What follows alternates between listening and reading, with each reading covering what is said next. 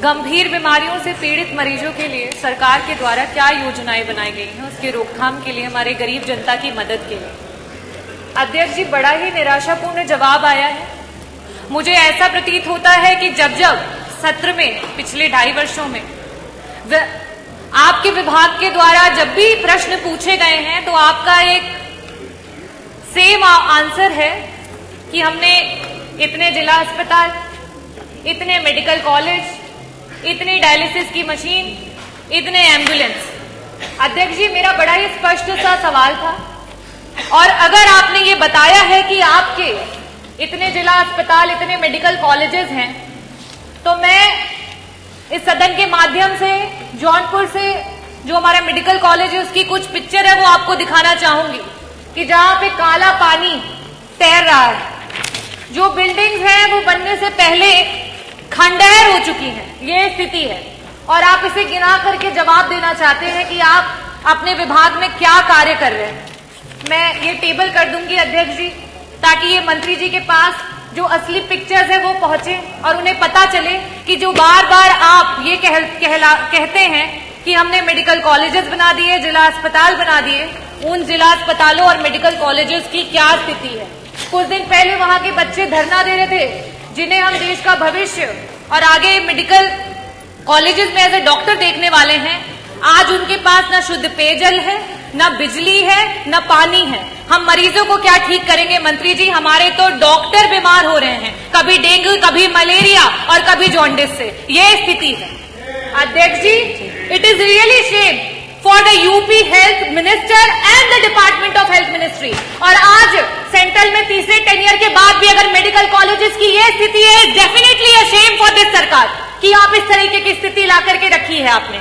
अध्यक्ष जी, जवाब में इन्हें ये देना चाहिए था कि गंभीर बीमारियों के लिए जो हमारे डॉक्टर्स होते हैं, चाहे वो पैलिएटिव मेडिसिन के डॉक्टर्स हों, चाहे आपके ऑन्को सर्जन्स हो, ऑन्कोलॉजिस्ट हो, गायनेकोलॉजिस्ट हो, न्यूरो एनेस्थीसिया डिपार्टमेंट के डॉक्टर्स हो, चाहे आपके कार्डियो सर्जन्स हो, सीटीबीएस के सर्जन्स हो, आपने कितने डॉक्टर्स को बढ़ाया?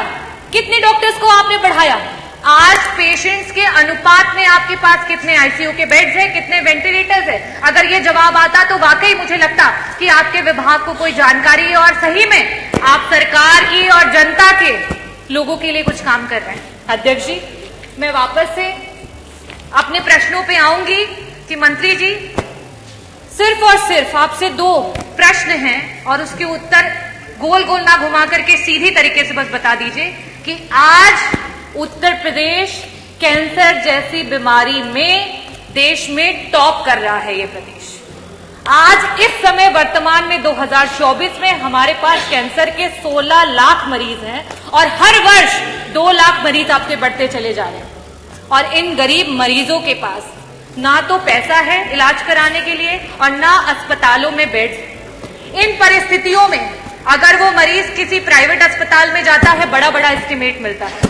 क्या सरकार कैंसर के सारे उत्तर प्रदेश के मरीजों को उनका जो एस्टिमेट जहां से भी बन करके आता है उसका एक मुश्त में पैसा उपलब्ध कराएगी कि नहीं कराएगी? मेरा दूसरा सवाल है मंत्री जी कि आज जब आपने जवाब नहीं दिया कि आपके पास सुपर स्पेशलिटी के डॉक्टर्स कितने बढ़ गए हैं, पेशेंट्स के अनुपात में वेंटिलेटर और आईसीयूज कितने हैं, तो इन परिस्थितियों में जितने भी आपके प्राइवेट उत्तर प्रदेश के हॉस्पिटल्स रन कर रहे हैं जहां पे वेंटिलेटर्स और आईसीयू की सुविधा उपलब्ध है, उनको पीपीपी मॉडल पे, सरकार तो पीपीपी मॉडल पे बहुत काम कर रही है, जगह जगह पर आप इसके बारे में एडवर्टीजमेंट करते रहते हैं। तो आईसीयू और वेंटिलेटर, क्योंकि ये ऐसे मरीज होते हैं, ब्रेन हैमरेज के मरीज होते हैं, इनके पास समय नहीं होता है। मंत्री जी, अगर एक्सीडेंट हो गया, आज बीपी बढ़ गया और ब्रेन हैमरेज हो गया तो तुरंत उसका ऑपरेशन होना है, लेकिन उनके पास पैसा नहीं होता ना वेंटिलेटर पे देने के लिए, ना उन वेंटिलेटर्स पे रहने के बाद। तो मैं आपसे अनुरोध करना चाहूंगी कि पीपीपी मॉडल पे जितने भी हमारे प्राइवेट हॉस्पिटल्स हैं उनको ऐड करते हुए हमारे मरीजों को मुफ्त में इलाज और समय पर इलाज दिलाने के लिए क्या सरकार काम करेगी? बहुत बहुत धन्यवाद।